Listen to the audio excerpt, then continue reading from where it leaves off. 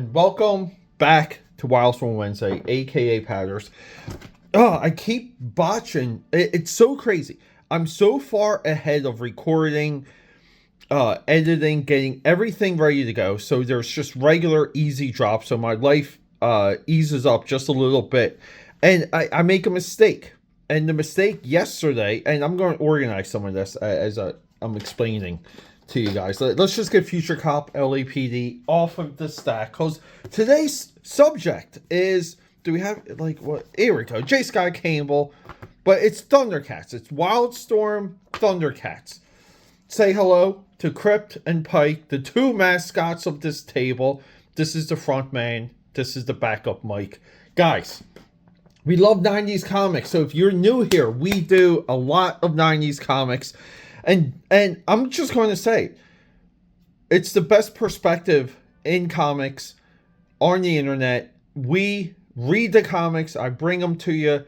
I bring in a lot of research, personal anecdotes, my life, what it was like to buy some of these books at the time that they came out. And let me tell you, there was nothing hotter than Dreamwave, Transformers, Wildstorm Thundercats, Top Cow, Battle of the Planets, and Image Comics / Devil's Due, G.I. Joe. What year do we have to go to? Let's just timestamp this. You always remember, go to the back of Wildstorm books for the indicia. But look, we're at 2002. They rushed this one out too. But this is J. Scott Campbell drawing Lino, Monkey Man, Paint Throw with Udon, coloring Udon, like such a hot studio at the time. Udon jumped on this trend, and with Image, they did Street Fighter and Darkstalkers. We even had the return of Micronauts. This was the true return. Now, some say the Saturday morning cartoon boom, but it's more or less the 80s property boom. But yeah, we get some hotness from J. Scott Campbell here. 4-0 issue that they, kind of rushed out. This also might be the absolute last time that we get J. Scott Campbell interiors. Isn't that wild? But let me just organize these. And the reason why I'm freaking out is we have Thundercats, Origins, Heroes and Villains, Thundercats, The Return, Thundercats, this is the Ed McGuinness, this is proper. This is what we call the initial launch title of this license. So, I'm just so frustrated. I'm ahead on recording all of my episodes. I'm so far, we got a nice Joe Mad cover here. I'm so far ahead of recording. Most of these had 2 covers, which is, I'll kind of take that. Oh, and see, this is why we're organizing. We have Ninja Scroll rolled right in, because the divider is Wildstorm licenses. So we don't need Ninja Scroll. We don't need Future Cop LAPD. Speaking of J. Scott Campbell, I know you guys are probably asking me questions about where is that J. Scott Campbell Gen 13 miniseries video. Well, that's recorded. That was going to drop today, right now. But yesterday, I accidentally scheduled and dropped the Top Cow Tuesday Battle of the Planets episode. That was meant to be in contrast to this. So I'm rushing this one out, and I had that Top Cow episode scheduled way down the road. Here we have Hammerhead's Revenge. Nice, hot looking Brett Booth cover there. Will be Brett Booth will get his own separate video soon, and Rob Liefeld is 120% effed with the Rob Liefeld versus Brett Booth matchup video. Nice. I believe this is Wells Pertasia coloring. Wells also at the time coloring. Don't forget Stormwatch. Stormwatch Special Victims Unit, I think. So there's one of these I think I'm missing. I didn't bother looking it up, because if I looked it up and I was missing one of these miniseries, when I set out to do Top Cow Tuesday, these were one of my only non Top Cow universe priorities, because I view the quality for this as so good. And Wildstorm, this is almost like the beginning of Wildstorm becoming a really good licensing house, because they did this. They did Speed Racer, which I don't have. I only have Racer X, but Tommy Yoon, they did good work with Robotech. It's almost like every license Wildstorm touched, they did good with Gears of War. They did good with Texas Chainsaw Massacre, Friday the 13th, all of it. They did the Ash, Freddy, Jason crossover with Dynamite. They did really good stuff, but this was the one series I just need it. So we have 2 one-shots, which is essentially like origin stories. We have Dogs of War, which is it's Brett Booth, but this is their Dark Knight Returns. The mutants have taken over, and the Wildcats are struggling to get their dominance. And this is Lino. Lino's big, he's old. He's like Jaga. The Ed McGuinness, and this is the initial launch. They used J. Scott Campbell to launch everything. J. Scott Campbell, so many people contributed his covers for that Devil's Due Image G.I. Joe as the moving factor for that. So J. Scott coming in, doing this with Wildstorm, he's already associated with. Again, a huge deal, lots of fun, lots of hype. Everyone was disappointed that this was all that J. Scott did. And then we have Hammerhand's Revenge. This is the one I'm least familiar with. I haven't read this. I don't think I owned it outside of just, buying up the single issues along the way. But wow, this one just looks so well colored here. Right? I think this is another Portacia cover. But this just looks incredible. So we're doing this. We're doing this just to lend like a little handshake to our Top Cow Tuesday. Battle of the Planets, one day, next day, licensed Thundercats. I do feel like a lot of people remember. I love this paneling here.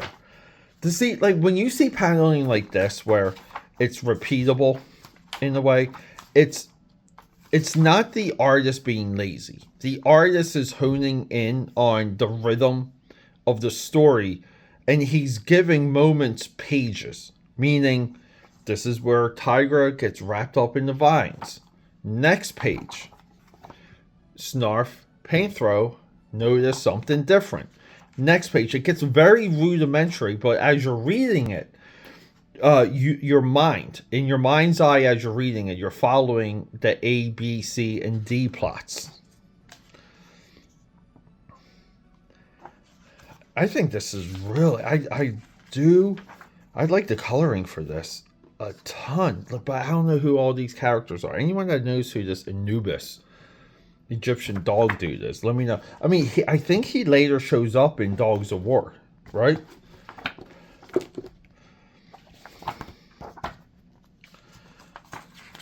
Some of these videos, it's just us hanging out, looking at comics. Wow, look at all of the long panel. Look, they're 1, 2, 3, 4, 5, 6 long. That's what she said. Really cool stuff here. AKAPAD. Look at Snarf. That's a great looking Snarf. I mean, we're not rotating the camera a lot. We're doing a lot of just like flat twin shots, but he pulls it back. I just don't think he pulls back the camera enough. I don't think it doesn't look like he does enough upshot. So Thundercats The Return, right? Maybe this is the one we're missing. I think so. I'm not familiar with this. And Ed Bennis, too.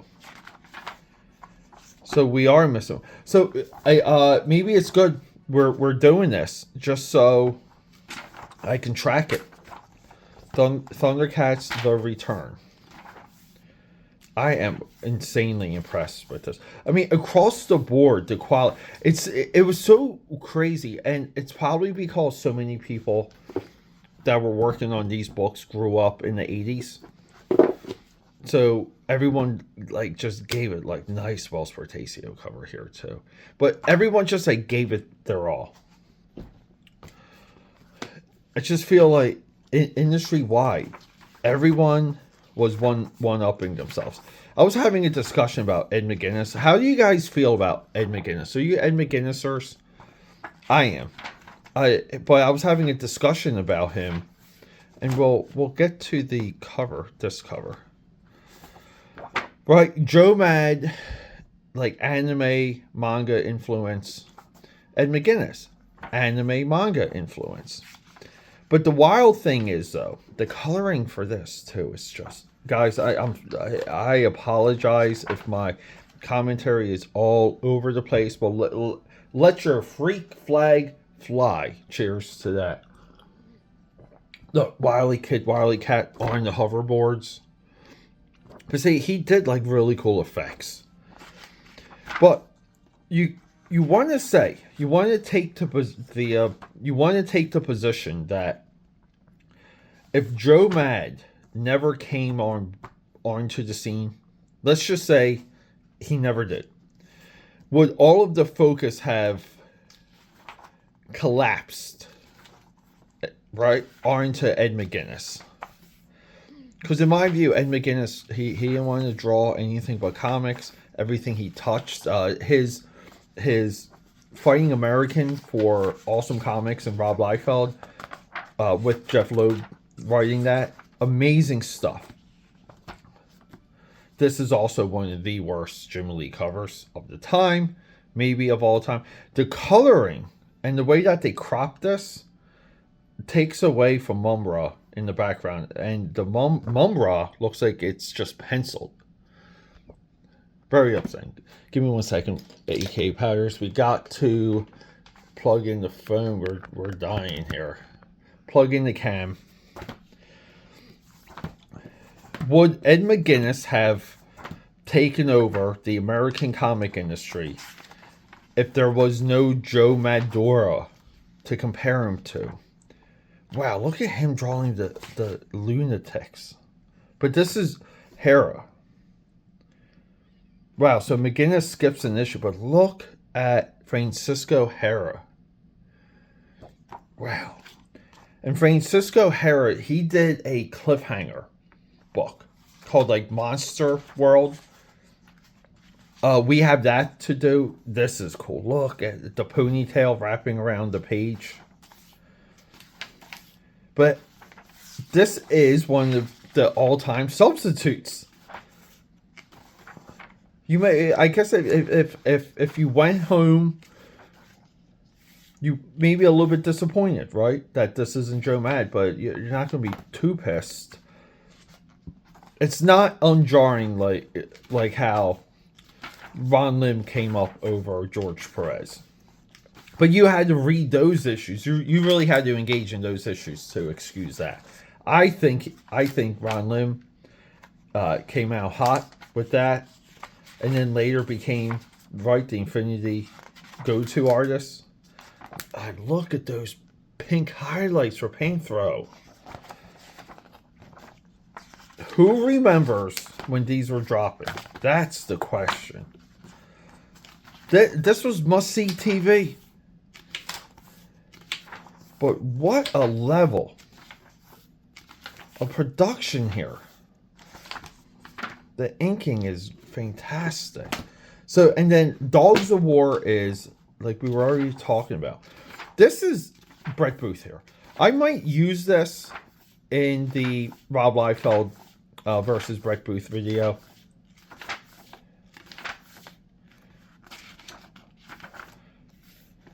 Because Brett Booth here, I mean, he draws complete stories. I think he's very high level here. I think he worked out a lot of his earlier kinks. You can always tell when they're comfortable with just negative space to like lock your eyeballs into the character. I mean, great nighttime stuff. For this too, Wildstorm coloring coming into the fray. Before, anytime that they did anything that wasn't bright, it just looked muddy and airbrush. Here's another Francisco cover. But yeah, Wildstorm, in my view, this does not look like it's all Brett Booth. It's not Joe Prado and Brett Booth. See, develop a good eye, AKAPADers. Be able to discern a style in seconds. You can easily see this is not Brett Booth. If you can't do that, if you can't flip through a comic and pick out the styles and know that something's off, it's hard for you to to move any further, because that part of the comic book creation process and reading process will always be a mystery to you. Then you can always read and judge if a story is good, coherent, and makes sense, but you do have to factor in the artwork. That's a break in so much of the comic book criticism. It's this intersection of story and art, and how do we break it out? How do we crack it? How do we discuss it? I mean, guys, I love the big giant anime here. This is really cool stuff. Now, I'm 50-50. I know I showcased these before on the channel. I don't know how deep I went into it, but I just wanted this to compliment the Top Cow Battle of the Planet. So let's rush this out. I thought I had a little bit of time to record this.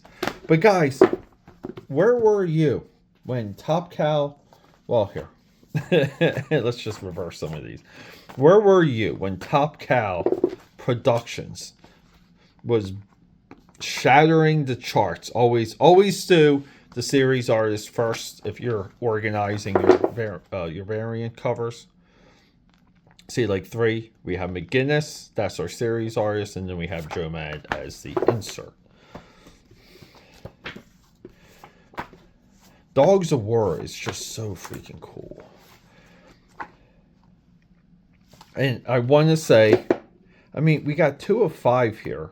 Oh no, this is the return. Okay, so I do have one of the returns.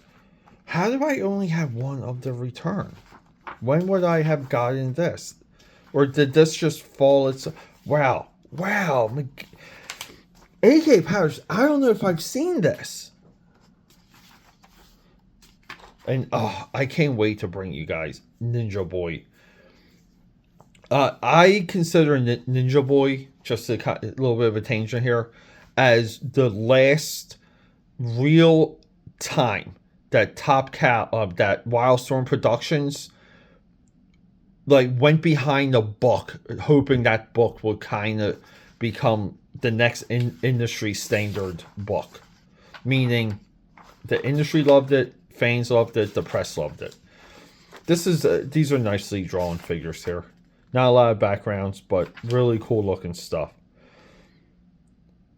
So maybe they did do Dogs of War and the Return same month. Hammer Hand's Revenge is the one that I am absolutely most curious about too. Just because it looks so freaking good. We got 3, we got 4 here, and we got 5. So I need the return issues. We might as well look through some of these. I feel like every time I go through these, I say to myself, complete it, read it, do your episodes, track down what you need. I thought I was at the stage of not needing anything more. Yeah, I remember this. I think I may have gone through these before. This is all udon here. This is really nice looking stuff. For a bunch of short stories, just on a kaleidoscope or flip through level, They work very well. It's hard to get a consistent look with anthologies. I feel like anthologies should have a consistent look. I feel like they should have art direction regardless of who's working on them. Wow, this one's fantastic. Who is this one? Who drew the second story? Tom Bancroft. Oh, yeah. The great animator. How crazy is that? Maybe he worked on Thundercats. Yeah, Bancroft. I've been organizing some of his art books for Saturdays. Right, I want to say we talked about some of these. We talked about this as like a monthly book. But guys, yeah, maybe bringing it to you again. I apologize if this is redundant. But where were you when the entire industry was foaming at the mouth for Wildstorm's Thundercats? Somewhat of an appropriate book too, right? I mean, like, it's Wildstorm, Thundercats. I mean, it's a match made in heaven. Also too, like, and maybe another reason why people just went all out for these. All right, AKAPADers, love you, rock and roll. Subscribe, support, leave a comment.